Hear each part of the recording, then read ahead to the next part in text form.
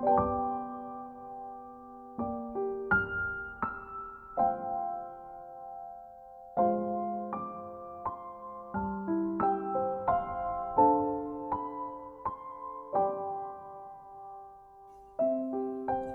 malam sebelum tidur. Sahabat Kristus yang mengasihi dan dikasihi Tuhan Yesus. Beberapa jam lagi kita akan melangkahkan kaki kita memasuki tahun 2022.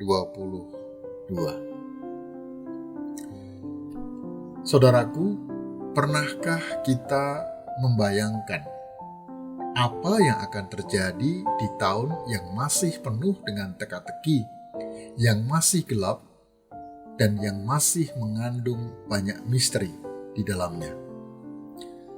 Seperti tahun 2021 yang sudah hampir kita lewati, ternyata sampai hari ini kita masih ada di sini. Masih mendengarkan renungan malam, masih makan bersama dengan keluarga, bahkan masih menikmati kesendirian sambil minum bir atau wine atau sekedar kopi dan camilannya. Yang penting aku masih ada, Anda masih ada, dan hidup. Karena yang namanya hidup itu ternyata lebih penting dari segalanya, jika memang kita bisa menikmatinya dan melihat keajaibannya. Seperti yang dikatakan oleh seorang tokoh yang bernama Albert Einstein. Dia mengatakan demikian, di dalam hidup ini hanya ada dua hal, yaitu yang pertama, apakah Anda akan mengalami hidup ini sebagai hal yang biasa-biasa saja, sebagai hal yang rutin, dan yang tidak perlu ada yang dikagumi. Atau Anda mengalami hidup ini sebagai hal yang ajaib. Jadi setiap peristiwa yang dihadapkan kepada kita, semuanya tanpa terkecuali adalah keajaiban. Coba ibu bapak dan saudara yang dikasihi Tuhan Yesus, siapkan pulpen dan kertas. Coba tuliskan 5 hal, keajaiban apa yang pernah Anda alami selama tahun 2021. Dan setelah itu tuliskan 5 keinginan apa atau harapan apa yang ingin Anda alami di tahun 2022. Misalnya dalam hidup saya sangat kagum.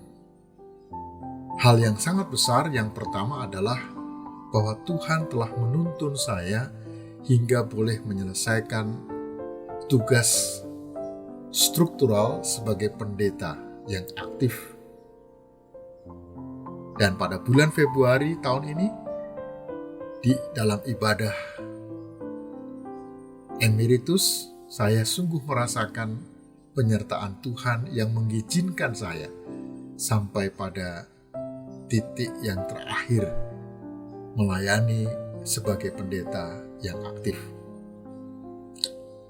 Yang kedua adalah di dalam situasi COVID pandemik saat sekarang ini, saya bersyukur bahwa sampai saat ini semuanya dalam keadaan baik.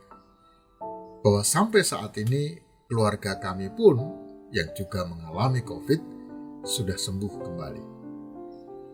Dan hal yang ketiga, saya diberikan kesempatan oleh Tuhan untuk melakukan hal yang baru, yaitu sebagai seorang yang memberitakan firman atau hal-hal yang baik melalui media YouTube.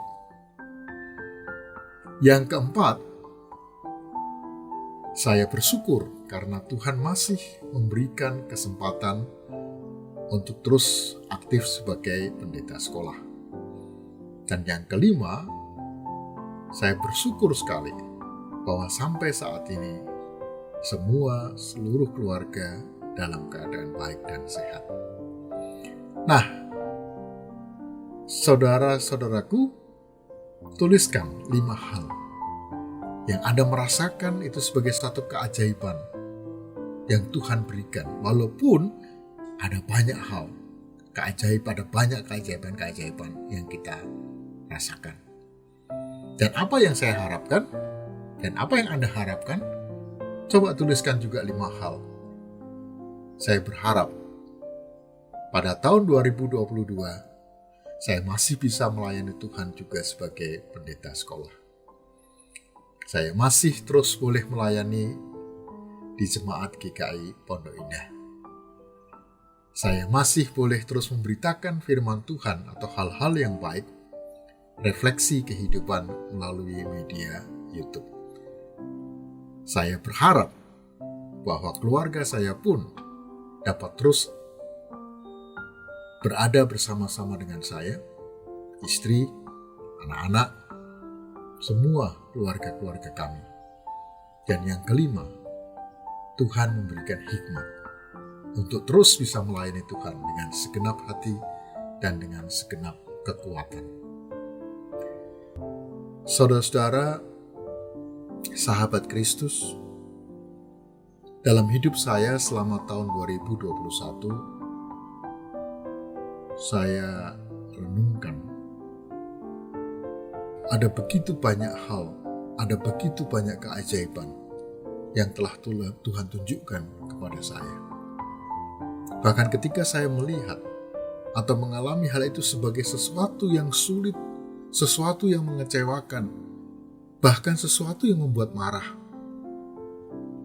Tapi ketika saya kembali melihat pada diri saya, maka saya melihat ada banyak keajaiban yang Tuhan tunjukkan melalui peristiwa, baik itu hanya mengembirakan, menyedihkan, baik itu melalui keberhasilan, ataupun melalui kegagalan-kegagalan yang saya alami.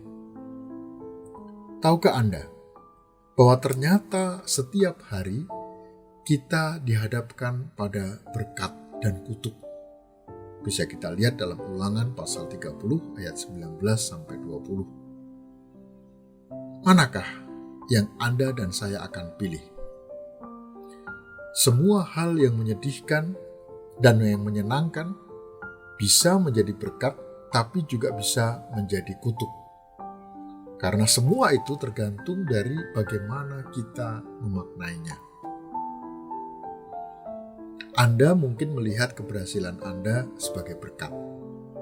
Tapi bisa juga gara-gara keberhasilan itu, saya jadi mengalami banyak kesulitan atau sebaliknya, yang Anda anggap sebagai satu kegagalan. Ternyata itulah yang memberikan kebahagiaan kepada Anda dan saya. Jadi kembali lagi seperti yang Albert Einstein katakan, keajaibankah yang Anda alami setiap saat atau hal yang biasa-biasa saja? Saya berpikir bahwa ketika saya diberikan kesempatan memasuki tahun 2022, maka saya akan belajar melihat setiap hal sebagai hal yang ajaib. Ketika saya masih bisa menikmati makanan dan minuman, ketika saya masih bisa mengobrol dan ada dalam kebersamaan dengan keluarga, ketika saya akan mengalami kesulitan dan kegagalan, saya akan belajar melihat semua hal itu sebagai sebuah keajaiban, sehingga saya dapat mengucap syukur senantiasa. Sebab, bukankah Rasul Paulus menghimbau kepada semua para pengikut Kristus dalam menjalani kehidupan ini, hendaklah senantiasa mengucap syukur. Mengapa demikian? Sebab dari pengalaman saya, ketika kita berani mengucap syukur dalam situasi apapun, maka ucapan syukur atau rasa syukur itu akan membuka rahasia setiap permasalahan yang kita alami sebagai orang percaya. Artinya, dengan mengucap syukur, maka kita akan mengetahui sesuatu yang tidak kita ketahui mengapa hal itu terjadi dalam hidup kita. Oleh sebab itu, Marilah kita belajar bersyukur terhadap apapun yang Tuhan nyatakan kepada kita di tahun 2022. Dan Anda akan melihat bagaimana semua jalan akan dibukakan dan seluruh rahasia akan dibisikkan di telinga kita. Karena dengan kita bersyukur, maka kita sudah menyenangkan hati Tuhan, Sang Sumber sukacita. Dengan demikian, maka Anda dan saya akan mengalami kelegaan dalam hidup ini. Sahabat Kristus, memang di depan kita jalan tahun 2022 masih gelap dan suram. Namun ketika kita memilih untuk berjalan bersama Tuhan dan firman-Nya, maka firman Tuhan akan menjadi pelita bagi kakiku, bagi kaki Anda, dan terang bagi jalanku dan jalan Anda. Dalam Mazmur 119 ayat 105. Percayakah Anda dengan hal itu? Oleh karena itu, maka ciptakanlah sukacita dengan selalu mengingat apa yang diajarkan oleh firman Tuhan. Anda dan saya pasti akan mengalami kegagalan dan keberhasilan, ketakutan dan kebahagiaan. Tapi biarlah semua peristiwa itu tetap menjadi bagian dari berkat-berkat yang kita terima dari Tuhan. Jangan biarkan kutuk menguasai kita dengan pikiran-pikiran yang negatif. Selamat memasuki tahun 2022 bersama Tuhan, kita bisa. Mari kita berdoa. Ya Tuhan, kami akan melangkah memasuki tahun 2022. Rasanya merinding, rasanya takut, cemas, bingung, karena semuanya masih gelap. Meski saat ini kami pura-pura bergembira, namun Tuhan tahu di dalam hati sanubari kami dikuasai oleh ketakutan. Namun justru karena ketakutan itulah kami datang kepadamu, Sang Sumber terang dan sukacita. Dan hanya karena bersandar kepada firman-Mu, hidup dalam firman-Mu, maka kami tidak akan pernah berjalan dalam kegelapan. Sebab Engkaulah terang dunia yang selalu menyertai kami.